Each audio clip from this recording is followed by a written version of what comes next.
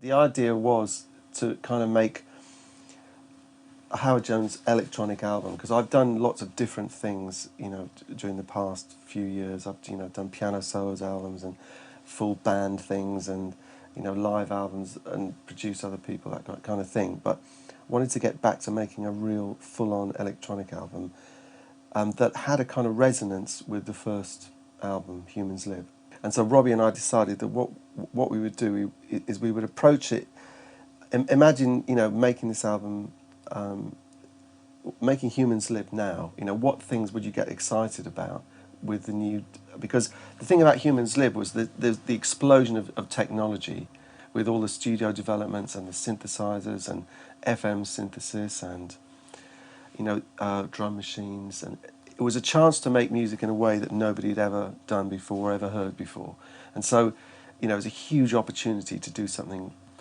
And we thought, well, what's actually happening now? What's the explosion of new things? And we thought, well, all the new software synths, being available to us, and recreating some of the synthesizers that I'd certainly never had a chance to play or get my hands on, like the modular Moogs and then the CS80s and the ARP 2600, and so we thought, well, let's get these amazing new software synths that really do sound good. Let's get really stuck into these and get excited about all these new sounds we can make now, but using the software. So, and then sort of lyrically, I wanted to refer back to Humans Live as well, and take some lines from that album. I mean, there is guitar on it because Robin Bolt plays guitar and in my live band, and also in everything that I do. And there's a lot of piano in it, but we decided with the piano as an element we would use it as basic raw material, and then sort of mess it up with all kinds of filtering and effects and synthesis to sort of it's a piano, but it's been mutilated and weaved into the electronicness of the album. One of the ways also that we wanted to sort of relate this new record to, say, Humans Live, to have a sort of nod to 20 years ago, was to use a couple of the classic synths that I used then, and bring those sounds into the mix. The Moog Prodigy, which was one of my trademark instruments in those days, and still you can't get that sort of filter sync sound any other way. We used that on quite a few tracks, and also like the Juno 60, getting the warm pad sound with a Dimension D on it, that is kind of recognisable as a Howard Jones type sound. We want to weave those in and have little nods to. And there was also things like with the track For You See Me, which is a very long piece at the end. We actually started off with the beat from Equality, which is on the first album, and it's funny because we used that rhythm, but it ends up sounding like a drum and bass track.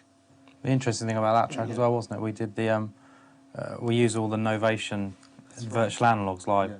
I mean, V Station, all that in the studio as well. But we set up the live rig of 2 KS4s and 2 K stations, and we just ran it in MIDI clocked, and we just layered up kind of takes and audio straight into the computer, and just ended up putting it all into Ableton and just mangling it all up. And so like the whole tapestry of the whole track was just made with all these live takes of things clocking.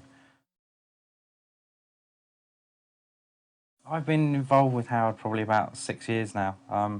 I got involved because I met him actually by chance a few years back on the streets where I live, and we just kind of got to know each other, and I ended up doing a bit of production on a single that Howard put out a while ago. And yeah, the relationship's grown from there. I've actually got an act called DBA with my partner, and we're signed to Howard's record label as well, Detox. So that's kind of how the relationship began, and just been involved with Howard in his live band and in the studio ever since.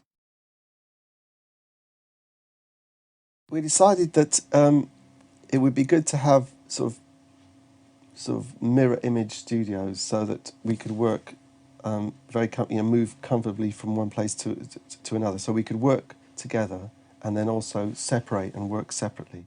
I mean, we basically built the systems around, we both got the same G5s, and really the core of the system was we agreed right at the beginning that we were going to kind of go down the whole, using DSP type boards along with the native power, and I got right into the TC Power Core platform, which is been brilliant. For all the kind of really nice reverbs and all the Sony Oxford stuff that's available. So we kind of made that decision, and so Howard kind of bought into that and kind of, as I said, got exactly the same stuff. So literally we could load songs from studio to studio, as long as we kept all the updates up to date, which is another matter. As long as everything was kept in synchronization, we could just bring projects backwards and forwards and just do stuff on them, either end, which was fantastic.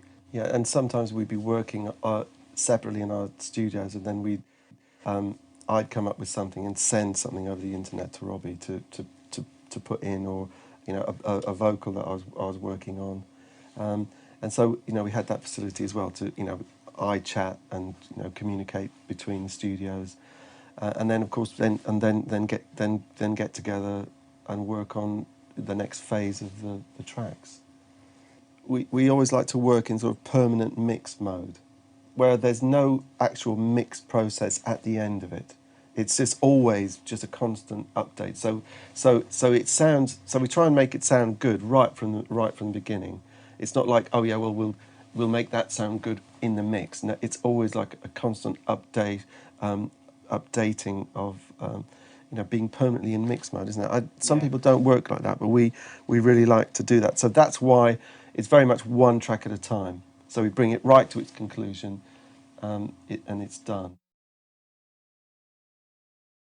We're doing an electronic album which is mainly generated within the computer, but all the things that come from outside, the vocals, the piano, the acoustic guitars, we wanted to have a very high quality front. That's part of the album, actually. We use the Focusrite liquid channels. I've got two of them, and Robbie's got one of them. So so we could keep the highest quality input into the computer, and then know that we're starting with a great. We've both got Rode Classic 2 mics, the same. Howard used to have a C12, didn't you? Yeah. And you wanted a mic. Howard wanted a mic that kind of recreated that kind of sound. For my voice, that microphone really, really worked, and I think it's very important for each person really to try and experiment with as many mics as possible to get the best out of their voice. And so you start off with a great sound, and you don't have to, grind up and do too much work in the computer afterwards. I mean, the liquid channel's been fantastic. Yeah. I mean, certainly the latter part of the album, because you can store settings. You can come back and spot things in, and you immediately have that whole palette of preamps and compressors. You can just try for different characters on the sound, instead of just thinking, well, I've got one front end and it's just going to go in a kind of very vanilla kind of no character state, but it's going to go down really nicely recorded. Now you can obviously go, well, I'd like a little bit more warmth or a little bit more air on the system, on the vocal or whatever, and it's really nice to be able to just cool that up.